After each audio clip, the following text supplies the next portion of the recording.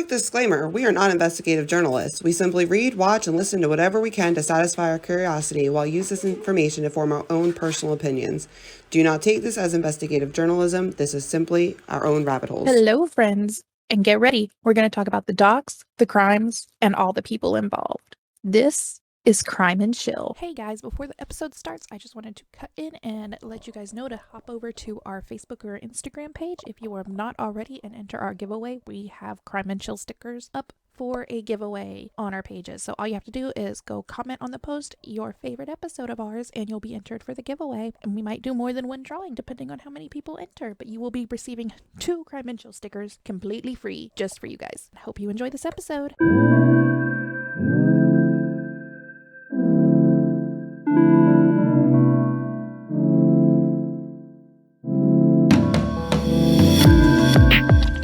Hey guys, I'm Victoria. I'm still Rachel. Look how you're still Rachel. Still Rachel. Still Rachel. Nothing's changed. Still the same people. Yep. Rachel just has shorter hair. Much shorter. But it looks so cute.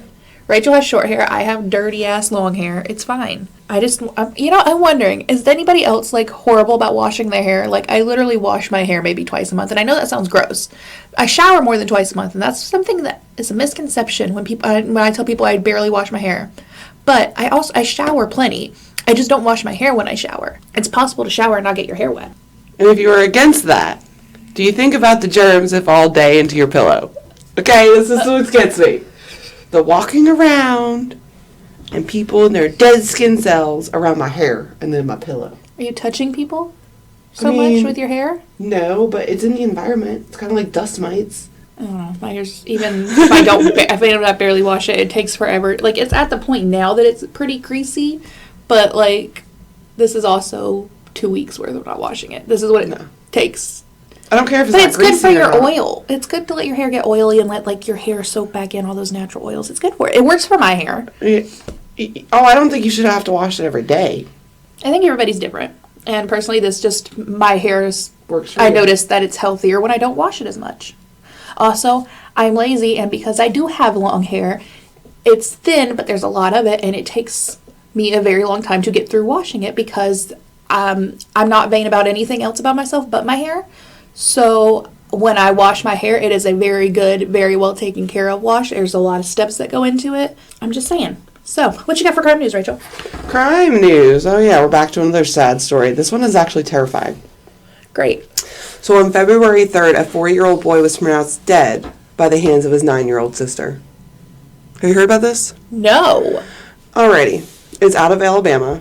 The 53-year-old caretaker supposedly woke up to the 4-year-old screaming as he was being beat with a broomstick.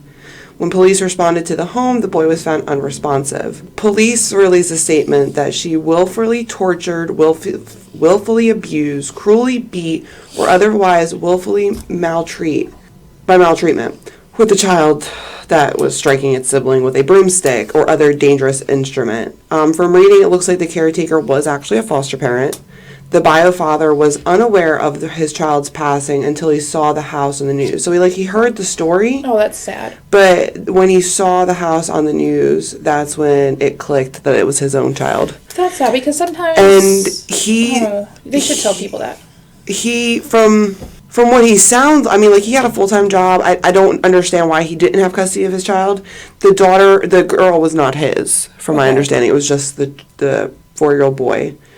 The daughter of the caretaker says that she is innocent, and that she took these children when no one else wanted them because she wanted them to stay together. There is also evidence of prior abuse to the 4-year-old. The caretaker has been charged with aggravated child abuse, and the 9-year-old has been charged with assault. But what if the 9-year-old had been secretly abusing the 4-year-old for this whole time? That's what I was saying, and maybe that's why they're in foster care.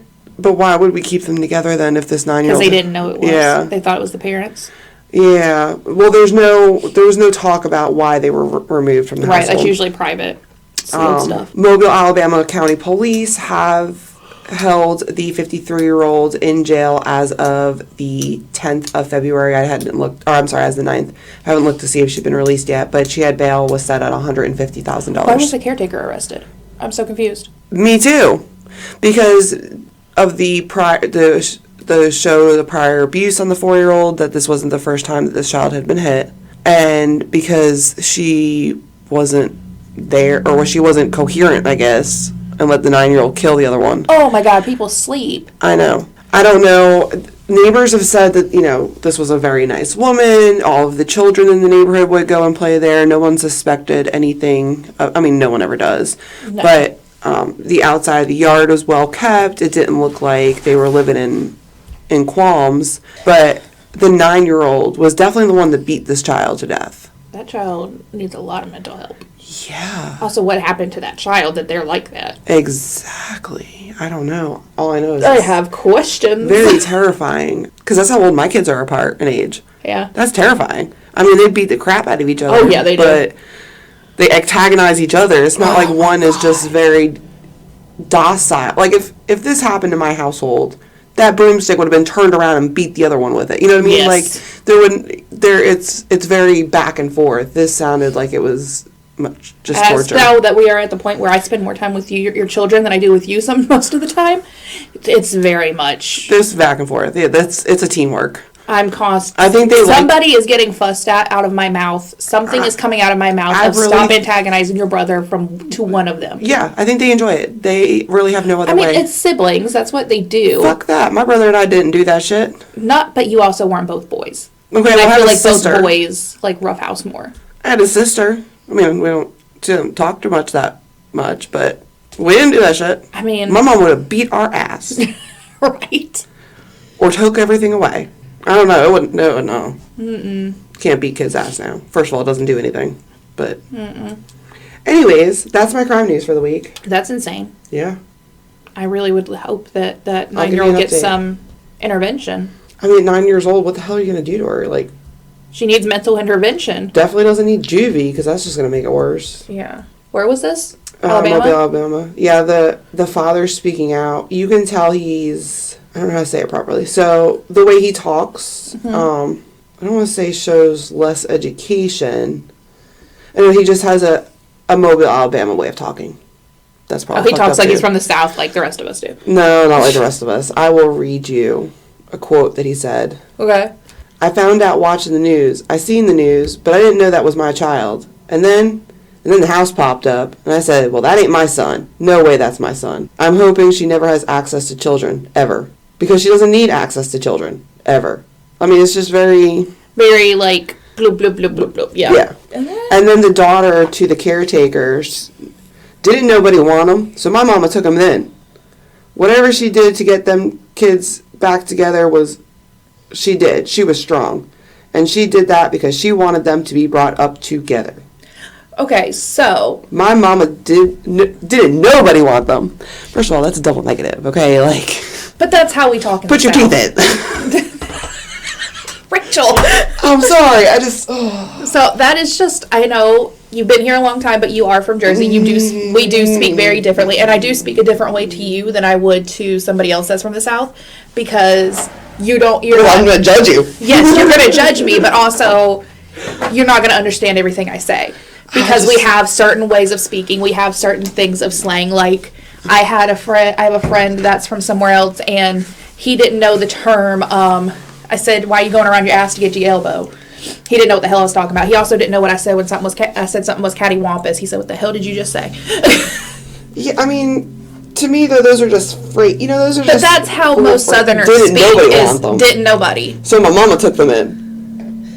That's just how Southerners speak, Rachel. I don't know what you want. Especially in Alabama. Alabama speaks way more Southern than we do here. But listen, you know my accent comes out. Your children now know my accent comes out because your children made fun of me. And they were born and raised in the South their whole entire lives. They make... Clay got it going because he pissed me off, and then here come Nick and Eli freaking laughing their asses off at me because the accent's out, and everybody laughs at me when the accent comes out because it really comes out when I get mad. I don't think I have let it slip on the podcast yet. I hope I haven't. I don't want y'all to make fun of me too. Another thing, I mean, the father of this child says it was a decision the child's mother made. Man, I've been trying to do everything, man. I didn't know where my son was. I mean, I went crazy. I mean, when you're working, you're trying to make money, and she have to give them away because we were doing good. I'm 52, man. Why couldn't it be me besides him? So the mom put them into foster care. Yep. He had no say in it. And he had no idea. Oh, that's so horrible. Yep. So it had nothing to do with him. It was the mom probably.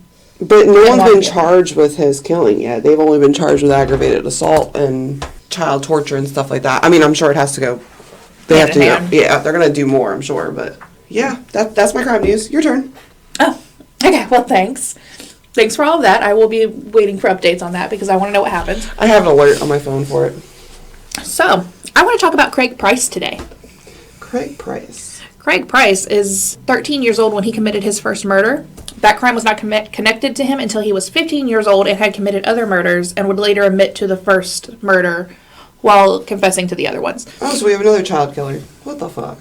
He committed a total of 4 murders as a teenager, which classifies him as a serial killer. You only needed 3. So, first off, there's not much available about Craig's early life. Like, before he started committing murders at 13. I mean, how much could really have happened before that? It is known that at the time of, pretty sure of both murders, he was smoking weed and using LSD, and both times he was pretty sure he's high. That could play a role in it. We all know that people don't normal people don't smoke marijuana and then go kill people, but LSD, that's a little different. It's a little bit of a different drug. According to Craig, and again, I'm not discrediting this because this is not something that I can discredit nor can I speak on. But according to Craig, a factor that played a role in him becoming so violent and becoming a murderer was his exposure to racism at a young age. Craig is a black man. He said the first time that he ever wanted someone to die was when he was a child and a group of adult white people yelled racial slurs at him and tried to run him over with their car. That's horrible. That's disgusting. I hate that happened. That's more than disgusting. Yeah.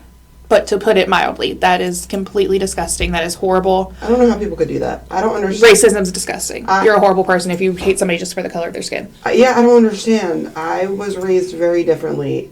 I'm sorry, but I'm gonna judge you by obviously the way you talk. Yeah. But by your mannerisms, and as long as you want to work hard, I don't care if you're purple. Like, let's just do it. Yeah.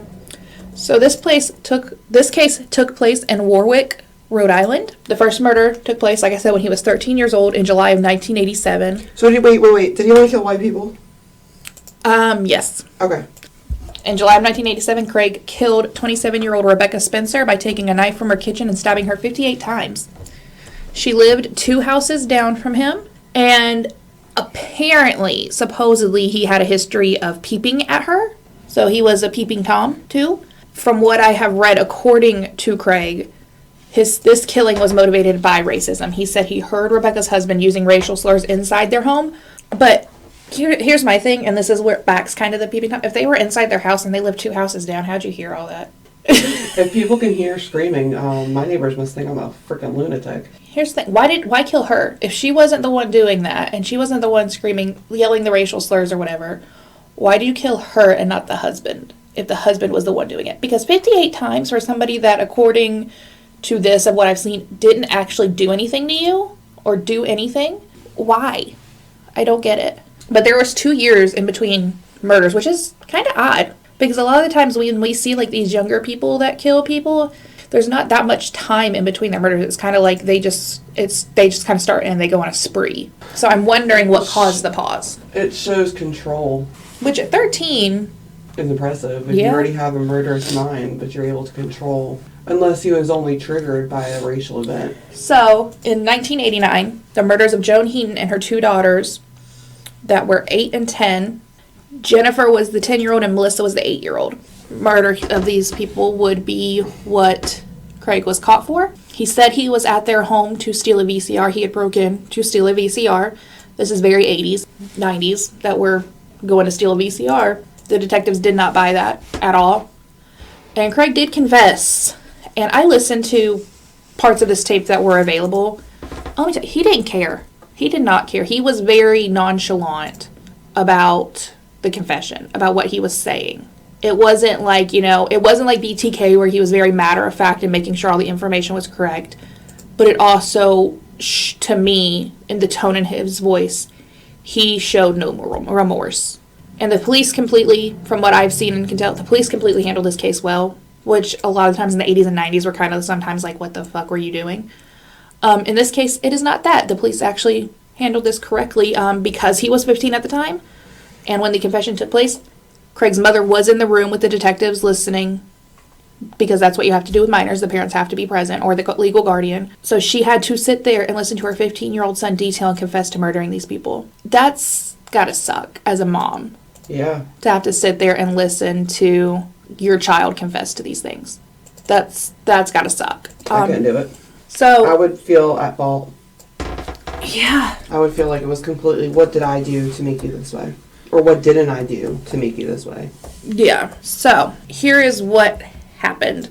He stated that for the murders of Joan and her daughters, he was in the kitchen and Joan woke up and saw him and he tried to run away, but he caught her and there was a fight and that caused the girls to wake up. Joan fought him. She fought him hard. She bit him and he bit her back. He showed on his, like, you can hear him talking in the confession tape, he showed where she had bit him, marks from the fight. He also said that one of the children in the home was yelling to get the phone. So he was running back and forth to the window to see if the cops were coming. Again, he said he went in to steal a VCR, but it is known that he did enter the home with a small knife. But he also used knives that were in the home, and in total he used about 6 different knives in this murder. Joan was stabbed 57 times. 10-year-old Jennifer was stabbed 62 times, and 8-year-old Melissa, her skull was crushed, and she was also stabbed 30 times. Wow. So we have the first murder where he stabbed Rebecca 58 times. Then we have 57, 62, and a crushed skull and 30 stab wounds. The sheer number of that shows you that this was just complete violence, complete rage. Also, not to mention that he was so brutal with the stabbing. I'm sorry, this is graphic. He was so brutal with the stabbing that the handles of the knives broke off, and that's why he had to use so many different knives. That's insane. So the handles would break off, leaving the blade inside whoever's body, and he would go get another knife and continue. He covered Joan with a blanket, and he covered the girls' bodies with a rug. And when asked while he was confessing to all this why he did that, why he covered the bodies, mostly of the girls, he said he didn't want to see that. And I'm like, what? So it had nothing to do with those actual people. It was the act itself. I don't understand. It was the rage. When being interviewed, and confessing to the murders of the Heaton women, he did try to say that he had nothing to do with Rebecca Spencer's murder. And then later that same day, during another interview, he did admit to it. Because of the laws at the time of Craig's sentencing, he was eligible for release as of age 21. But because of multiple other things, he is still sitting in prison. He has been violent in prison. He has been cited multiple times for fighting, which was what pushed his release to begin with. So realistically, at 15, he would have been to prison. He would have been released when he turned 21. And his record would have been sealed because he was a minor. So he started this fighting thing, which meant he did not get out. He started all this violence in prison. He was denied parole in March of 2009. And then in July of 2009, during one of these fights, when a guard was trying to break up the fight, the guard was stabbed in the finger by a shiv made by Craig. So Craig had a shiv on him, which is a knife for stabbing while in a fight, and accidentally or purposefully stabbed a guard in the finger. So we're going to jump ahead to April of 2017. Why? Because in April of 2017, Craig Price was charged with attempted murder for stabbing another inmate multiple times. We have a stabby person. Stabby, stabby, stabby. Just a few places this inmate was stabbed. He was stabbed in the head, multiple times in the back, including right on his spine, basically. Insane. I watched the interview that this inmate did give. It took 2 guards and 2 other inmates to get Craig off of him. So Craig was like hardcore going at this guy. And nobody seems to know why. That's sad. And was he white? Was he white? No, I do believe that from looking at him, I did not go into detail. This man does not look white. He looks Hispanic. Okay, so it wasn't even, wow. And in July of 2019, he was sentenced to 25 years for the attempted murder. And like I said, if Craig was released at 21, his record would have been sealed, and no one would have known, and he would have gotten out, and he could have had a chance to live a normal life. Or he could have killed more innocent people. But, well, see, that's the thing. I think he would have been released, and he would have killed again. Not only were these murders violent, his time in prison has been violent, violent, and he has stabbed multiple people, and he even said something about, like, making history or something like that. That's so at that point, you're looking for fame. I don't really see it as racism. Yeah. He also has still, to this last I saw, was still claiming that the reason that he is still in prison is racism. Oh, not the fact that you killed a bunch more people after you were... Not the fact that you initially killed 4 people. Not the fact that you now tried to kill somebody else in prison. Not the fact that you can't keep your hands to yourself while in prison. I mean, prison's set up for you to never get out anyways, though. It's really hard to... You are a product of your environment, you know what I mean? Yeah. And to be... But he obviously is a stabby person because he keeps making freaking shivs. He's a stabby person. Stabby. Like, chill out, dude. I mean, there's not much to that case at all. That's really all I have about that case. But I just... It's really kind of... It's sad. Yeah, like... Because I can see where... Like, if it was the same people that were being racist towards him... If you went after these people that tried to run him over with a car... I can understand that. Yep. And you know what? I would have been like... You go, dude. You do it. Do you. 100%. You're going after... And especially, like... From what I can tell... Again... Okay, Rebecca Spencer's husband was supposedly saying racist things. I'm saying supposedly because I was not there. There's nothing to back that up. That is just what he's saying happened. But you're not saying anything about the Heaton family. The husband wasn't home. You're saying you went in to get a VCR. That you were just breaking in to steal shit. I mean, what? Yeah, I don't understand. Like, if it was the people who were being abusive to you, then yes. It's not right. No, it's not right, but I can understand it more. Mentally, I can understand it. If these people did absolutely nothing, they were just in the wrong place at the wrong time, you're no better than the person who ran you over, or tried to run you over. Yeah, 100%. Not that I know, because I've never been put in that situation.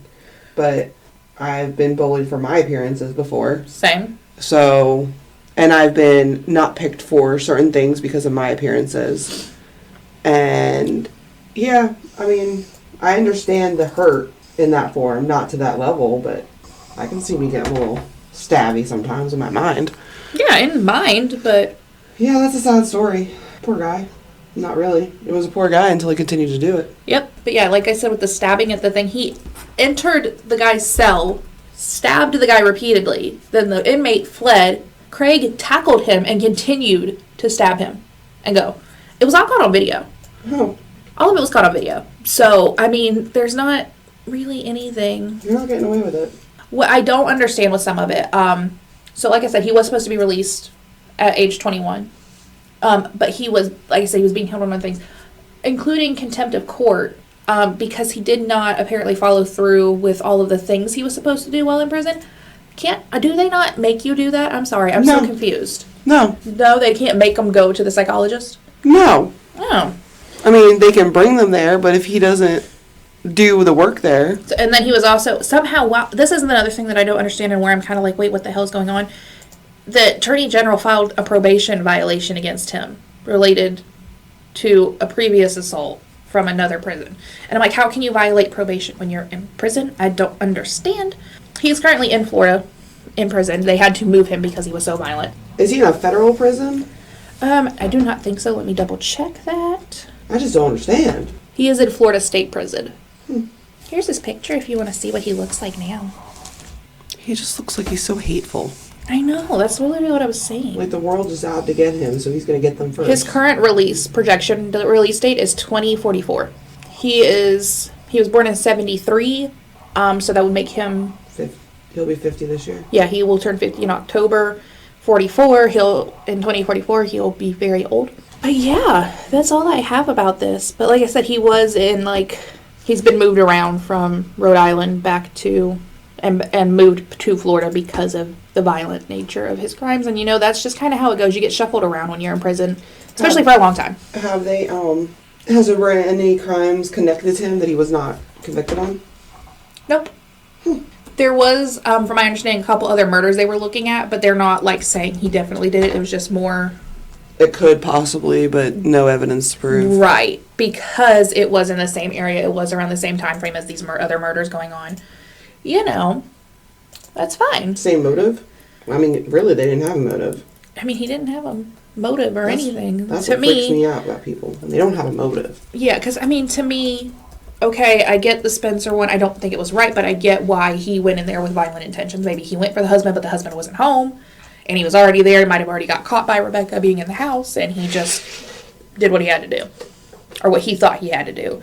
But in these other murders of this mom and her 2 children, you didn't have a motive. Past, supposedly you broke in for a VCR, and the woman saw you. Wait, where was the original? Rhode Island, Warwick, Rhode Island. Okay. I like that. The name of that place. Warwick. Yeah, me too. That's all very concerning. That people. Yeah. See, this is why I need a break from crime and I need some trash. Yeah. Like I said, Rachel's on Trash TV. I'm over here on Grey's Anatomy, and we've talked about before in the episode that came out today, which is February 11th. We talked about Helen Bailey, who was an author. So we did talk about that. Rachel and I both really like to read. So that's also where my brain has been, is like in books. I'm currently reading Ellen Hopkins books. I'm almost done with, am I reading Burnt? Yeah, Burn or Smoke one. I can't remember. Smoked is what you were reading. Well, then Smoke is the one that I'm about done with, and then I will be starting to read Impulse by Ellen Hopkins. I have a bunch of books sitting at home. I have, so in between my work reading, I have been trying to read, it's so good, I just haven't had time. Now I can, Alice Network, which is actually still crime related, but it's I actually heard about that one. I haven't looked into it yet, though. The first couple chapters are amazing. I've been loving reading it, except I just keep picking up other true crime books in between my work stuff. Because I love the true crime books. Dude, James Patterson has this awesome true crime series. Like, I know all of his stuff is, like, crime, but these are, like, true crime stories from the ID channel. And there's usually 2 stories in each book. Those are really good. Those are, like, one-day reads. Oh, I love a one-day read. Me too. Personally, I have a goal to read 50 new books this year. I'm well on my way to the goal. Yours is 70, right? 75. 75. I'm on 50. I have read 3 books already this year. I'm going good. I'm about to finish 4 today. And it's just because, like, when I get busy working on podcast stuff, I don't tend to read. Or, like I said, Grey's Anatomy has had me tied up, guys. It's funny. Both the Ellen Hopkins and Grey's Anatomy thing was back in the day me. Versus I'm just now getting on that trade. I love the Ellen Hopkins. I think 2 years ago is when I read my first Ellen Hopkins book, because everybody kept talking about it, and I remember trying to read it as I was younger. Your sister and I read them at the same time. Yeah, I remember trying to read it when I was younger, and I didn't like that style of writing then. Now I like it, and now I appreciate it, but I was too young then to really appreciate it, and I was busy reading. Oh God, I read so many different kinds of books. I've always read so many different kinds of books. Anyway, and that was our ramble to end the episode. So, thanks for tuning in this week, guys. Make sure to follow us on all our social medias. Follow us on the Tickety Talk, the Facebook, the Instagram, the YouTube machine. Like and subscribe on YouTube. Like and rate us on Apple and Podcasts and Spotify. And come join our Facebook group, Crime and Chill Fam, to talk more crime with us. Leave us comments about what you want to hear about, because I don't know about you, Rachel, but I'm kind of slowly running out of cases over here. Like, I'm dwindling down, and I'm about to have to start going and pulling more, but I have, like, 5 other ones ready that I would be ready to go soon. 1, 2, did that one, 3, 4. I got 4 already. Yeah, so we have plans, but we always need more. Like, we want to know what y'all want to hear. Yeah. We like to engage with our audience. We love you guys. You guys are cool people because you listen to us, so that tells us you're cool. All right, guys, thanks for tuning in this week, and we will see you guys next week. Bye!